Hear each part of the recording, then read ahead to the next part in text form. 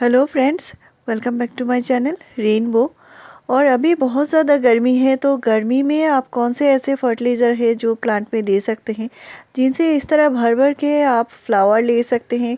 Plant में अगर कलियां नहीं बनती तो इसके लिए क्या खाद देना है, साथ में प्लांट हेल्दी से ग्रोथ करता रहे और इसके लिए क्या खाद देना है, और प्लांट में ऐसे कौन से फर्टिलाइज़र देना है जिससे भर भर के कलियां बने, प्लांट में जो फ्लावर आए वो अच्छे से खिले, प्लांट की ओवरऑल हेल्थ अच्छी हो। और ये अपने गुलाब में दे सकते हैं, गुड़हल में दे सकते हैं, मोगरा में दे सकते हैं, चांदनी, चंपा, अपराजिता सारे ही प्लांट में दे पाएंगे। अगर ये पौधे ख़राब हो रहे हैं तो भी गर्मी में ये फर्टिलाइज़र देंगे। ये बहुत ही ज़्यादा ठंडी खाद है और इस तरह की ठंडी खाद आपको अभी गर्मी में देना चाहिए। आप केमिकल फर्टिलाइज़र की तरफ बहुत ज़्यादा नहीं जा सकते, क्योंकि केमिकल फर्टिलाइज़र जो होते हैं वो गर्म खाद होते हैं, इनसे पत्तियां जल जाती हैं। और अभी बहुत ज़्यादा गर्मी में आपको 40-45 डिग्री टेम्परेचर जहाँ पे हो रहा है वहाँ पे ऐसा फर्टिलाइज़र बिल्कुल नहीं देना है। इनको चाहिए पौधे को दोपहर की गर्मी से बचा ले, इनको छाँव में रखे। तो आपको ऐसे ठंडी खाद देना है जो मैं आज बताऊंगी, जिनसे आपके पौधे बहुत ज़्यादा हेल्दी रहेंगे। साथ में मैं ऐसे एक बहुत ही ज़्यादा बढ़िया फर्टिलाइज़र के बारे में बताऊंगी, टॉनिक के बारे में बताऊंगी, जो आपके पास होना बहुत ज़रूरी है अगर आप गार्डनिंग करते हैं, फ्रूटिंग प्लांट लगाते हैं, वेजिटेबल प्लांट लगाते हैं।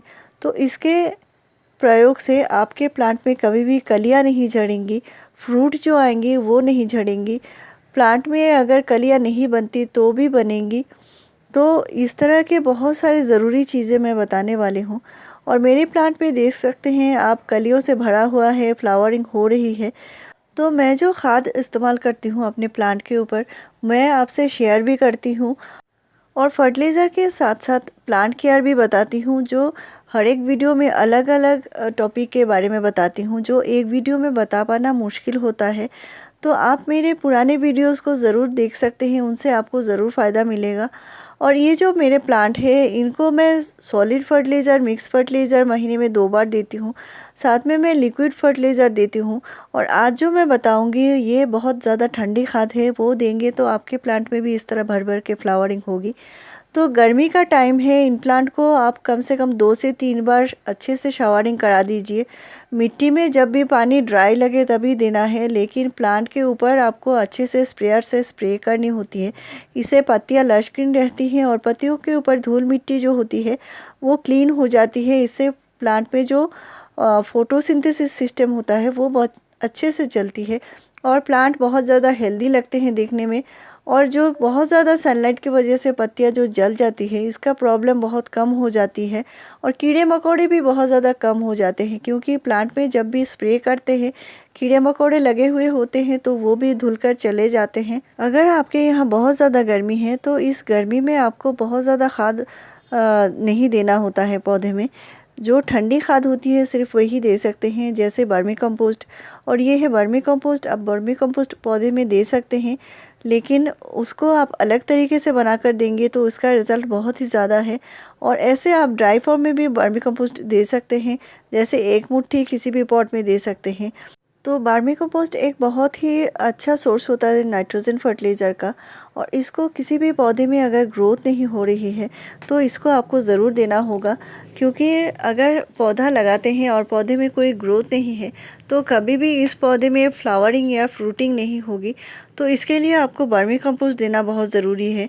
और वर्मी कंपोस्ट में क्या होता है, सूक्ष्म जीवाणु पोषक तत्व होते हैं जिनसे प्लांट में बहुत ज़्यादा न्यूट्रिशन मिलती है, प्लांट हेल्दी ग्रोथ करता है। तो वर्मी कंपोस्ट का हम लिक्विड खाद बनाएंगे, इसको टी कंपोस्ट बोलते हैं। तो छोटे से ग्लास में मैंने 150 ml पानी लिया है और यहाँ पे 1 मुट्ठी से थोड़ा कम वर्मी कंपोस्ट लिया है। इसको एक साथ घोल के 4 से 5 दिन के लिए रखना है और इसको अच्छे से डाइल्यूट करके पौधे में देना होता है। तो इसको कम से कम 5 गुना नॉर्मल पानी मिलाकर ही पौधे में देना होता है।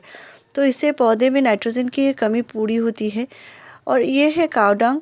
तो कावडंग का जो पुराना कावडंग होता है इसको आप पौधे में इस्तेमाल करना है। लेकिन अभी बहुत ज़्यादा गर्मी है तो कावडंग थोड़ा सा कम करके यूज़ कीजिए। आप इस तरह लिक्विड बना के यूज़ कर सकते हैं, मैं आपको आगे बनाकर दिखाऊंगी। क्योंकि ये जो लिक्विड खाद बनती है ये बहुत ही ठंडी बन जाती है और इसे आप किसी भी पौधे में देंगे कोई नुकसान नहीं होगी।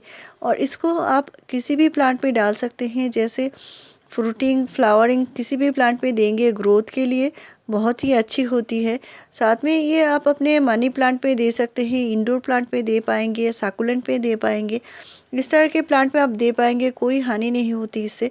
और यहाँ पे मैंने थोड़ी सी कावडंग कंपोस्ट लिया है और इनको पानी के साथ घोल लिया है। इसको कम से कम 4 से 5 दिन के लिए रखना है, किसी छायादार जगह पे ढक के रखना है और 4 से 5 दिन बाद ही आपको यूज़ करना है। इससे क्या होता है, ये अच्छे से डिकम्पोज हो जाता है और इसको डाइल्यूट करके यूज़ करना है। जैसे यहाँ पे 1 ग्लास लिया है तो यहाँ पे 150 ml पानी है, तो कम से कम 1 लीटर पानी में आपको डाइल्यूट करके देना पड़ेगा, क्योंकि कावडंग कंपोस्ट थोड़ा गर्म होती है। और इसको आप किसी भी पौधे में दे पाएंगे। शाम के टाइम देना है, सुबह के टाइम नहीं देना है।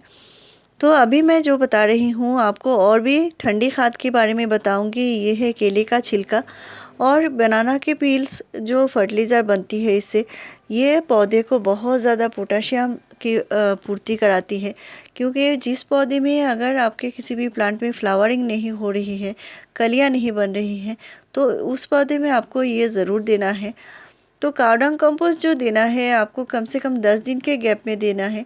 लेकिन अगर पोटेशियम खाद देना है, जैसे आपका गुड़हल का प्लांट हो गया, तो आप अपने गुड़हल प्लांट में देंगे तो वीक में 1 बार देना होगा, यानी सप्ताह में 1 बार आपको ये पोटेशियम खाद देना होगा। प्लांट में लगातार फ्लावरिंग लेना चाहते हैं तो ये पोटेशियम की बहुत ज़्यादा ज़रूरत होती है पौधे को। और गुड़हल में, गुलाब में आप देख सकते हैं कितने बड़े साइज़ के फ्लावर आते हैं, इसके लिए इनको खाद कंटिन्यू देने की ज़रूरत पड़ती है। तो आप इस तरह बदल बदल के प्लांट में ज़रूर दीजिए, इनको छान लेना ज़रूरी है। साथ में मैं दिखा रही हूँ, ये है दूसरा फर्टिलाइज़र, ये है प्याज के छिलके का। और इनको कितने मात्रा पानी में डाइल्यूट करना है मैं आगे जाके आपको सारा ही बता दूंगी। तो प्याज के छिलके को मैंने यहाँ पे लिया है, यहाँ पे मैंने 3 प्याज के छिलके लिए हैं और ग्लास में मैंने भिगो कर रख दिया है। तो ये देख सकते हैं जो ड्राई प्याज के छिलके होते हैं इनको 1 रात के लिए रखना होता है। बहुत जल्दी इसका फर्टिलाइज़र बन जाती है, 1 दिन में ही ये बन जाती है। और इसको जो देना है पौधे में, आप अपने गुलाब में दे सकते हैं, गुड़हल में दे सकते हैं, किसी भी फ्रूटिंग फ्लावरिंग प्लांट में दे सकते हैं। और इसको देने से पौधे में बहुत जल्दी कलियां बनना शुरू होती है।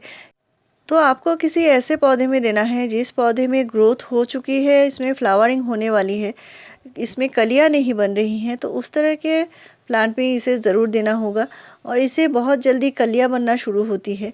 तो किसी भी प्लांट में देना है तो वीक में 1 बार ज़रूर डाल दिया कीजिए, इससे पौधे में बहुत जल्दी कलियां बनना शुरू होगी। बिल्कुल ठंडी खाद होती है ये। नेक्स्ट देखिए, ये है अंडे का छिलका और इनको मैंने क्रश करके भिगा कर रख दिया है। इसमें जो होता है भरपूर मात्रा में कैल्शियम होता है। पौधे को कैल्शियम की बहुत ज़्यादा ज़रूरत होती है। पौधे के जो स्टेम होते हैं वो मोटे होते हैं, पौधे में जो इम्यूनिटी सिस्टम होती है वो स्ट्रॉन्ग बनती है, पौधे में जो कलियाँ बनती है वो गिरती नहीं है। तो यहाँ पे मैंने 1 अंडे का छिलका लिया है और 1 ग्लास पानी में इनको अच्छे से बॉईल कर लिया है।